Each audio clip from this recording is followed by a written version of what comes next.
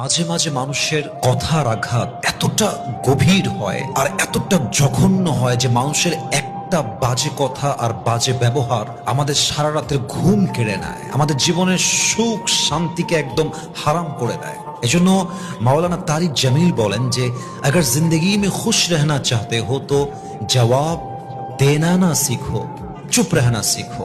उसने वो कह दिया, ये कह दिया, यूं कह दिया, क्यों कह दिया, ये मत कहो। हमेशा ये कहो कि जिसने भी जो कह दिया मुझे कोई एतराज नहीं है, मेरा सब कुछ मैंने अपने अल्लाह पर छोड़ दिया है।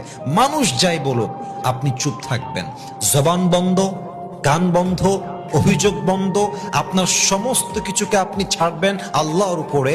আপনার মনের সুখ আপনাকে দান করবে একজন, বলেন সবাই তিনি কে?